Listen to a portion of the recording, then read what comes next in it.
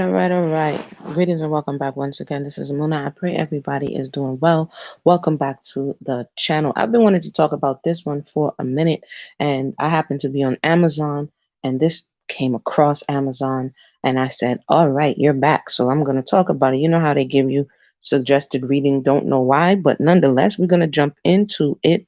Let me go ahead and play a commercial real quick. Like, subscribe, and share. Hit the like on your way in. This episode is sponsored by Yummy Curry Powder. Go on over to www.theyummycottage.com for your powder today. Yes, yes, yes. And so we are back. Another thing I'm working on right now. Stay tuned. Y'all know I'm always working on projects. So definitely stay tuned for that. New commercials coming soon. So what you see on the screen is not a test. It is real. Let's talk about it. Amazon has a teacher's pick. You know, see it right there in the little corner. Teacher's Pick Rainbow, a first book of pride by a man. We're going to get into who the author is, but this is PhD Michael Genhart. Okay. And this is the book. This is the actual cover of the book. And the reading age recommendation for the children is from 1 to 9. And I find it interesting that they're saying it's a teacher's pick. Does that mean that your teacher will be reading this to the young children in the preschool or in different places? Um, uh, I don't know what's going on today, but that's a question. And just let me know your thoughts. So essentially, they have how much is the hardcover, how much is the Kindle, and Michael, let's read a little bit more about Michael. Jen Hart, PhD, is a licensed clinical psychologist in private practice in San Francisco and Mill Valley, California. He lives with his family in Marin County. He received his BA in psychology from the University of California, San Diego, and his PhD in clinical and community psychology from the University of Maryland, College Park. He's also an author of several picture books, including Ouch Moments When Words Are Used in Hurtful Ways, Peanut Butter and what is this? Jealous, whatever that is, and Mac and G's. He has a number of books. Um, interesting. Interesting. So I'm going to read the product description a little bit and from School Library Journal. We're going to read that as well. Uh, a must-have primer for young readers. What 1 year old? A 1 year old? That means the parent is reading. The 1 year old is not reading. The 2 year old, some adult is reading this. And a great gift for pride events throughout the year. Beautiful colors all together make a rainbow in Rainbow, a first book of pride. This is sweet ode to rainbow families and an affirming display. This is interesting. This is interesting. Um, how many people have seen this book? Let me know. Parents' love for their child and child's love for their parents with bright colors and joyful families. This book celebrates LGBTQ pride and reveals the colorful meaning behind each rainbow stripe. It reveals the colorful meaning to a 1, 2, 3, 4 year old. And we're talking about phases of development. And Michael is a PhD. Um, is a PhD in psychology. At what age is it appropriate to introduce any type of this information? I'll just ask that question.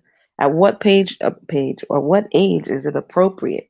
Especially if we're talking about 0 to 7, I keep saying it. That's in the very root of the child. That's in the root chakra. Whatever you're introducing at that time goes into the subconscious, right? It says here, and this is from School Library Journal, toddler preschool clinical psychologist Jen Hart's latest book introduces some of the youngest readers to symbolism behind each stripe of famous rainbow flag. The youngest readers, the children who are trying to, what's going on, Judah? I don't know. I don't know. I don't know. I don't know. I don't know what's going on here. A page turn reveals an exuberant, racially diverse group of kids, each holding up a rainbow flag on their own. Subsequent spreads go through the colors one after the other.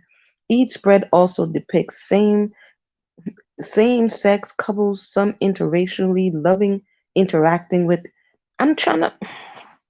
Y'all could read the y'all could read more.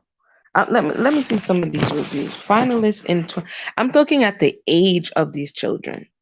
The age of these children and the school library. So this would mean that this would be in the libraries already and the school libraries. A positive tool for celebrating a wide range of human diversity and all kinds of familial love. That's what uh, is being touted of this book. A joyous tribute, a welcomed addition, bright introduction. And when you scroll down a little bit more, it's a primer. So if I'm not mistaken, the ABCs are taken away from it being A for apple, B for boy, or whatever the case may be, and it's being colored in a certain way that is very suggestive. And that's just my thought. Let me know your thoughts to children. Someone said that it puts a smile on their face. Let me jump out down here a little bit. Let me see if I see inside the book so I can tell you a little bit about what's going on inside. Let's see here. I can't see.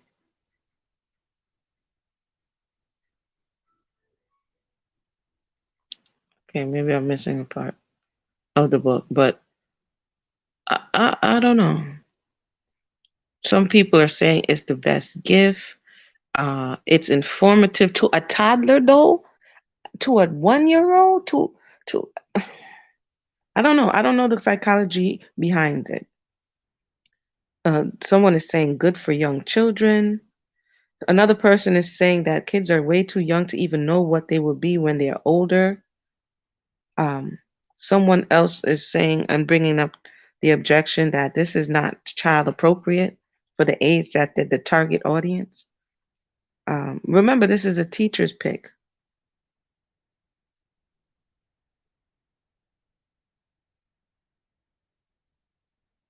Let me see here. So you have those who are embracing it and those who are saying that this is not appropriate. And for those who are saying it's not appropriate, oftentimes the argument is not being heard because people are just, tight classed it as soon as you raise an objection. This is just interesting. It's on Amazon. They're now suggesting it. Don't know why or how it comes up into the feed. Someone else is saying this is not a children's book.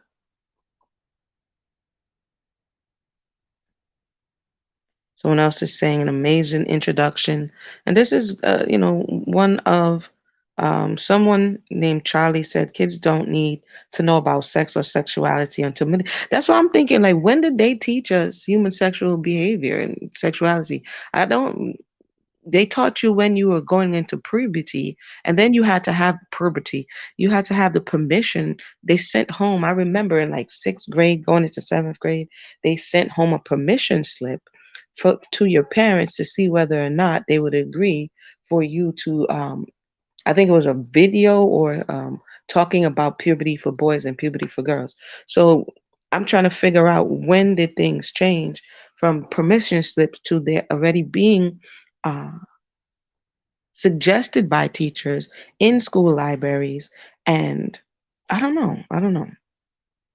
Uh, I don't know. I don't know when and how the school system got to this point, but this is very, very interesting stuff. I'm not going to stay long on this one. You can check it out on, uh, what do you call this thing here? Amazon. There are a few others like it that is being sold and read by many people. So let me know your thoughts. Have your children, grandchildren, nieces, or nephews had to have this conversation in school? Is it one that you think should be taught so early on? Is it one that teachers should be suggesting be read for children? With that said, thank everybody for tuning in, and we'll be back for another conversation.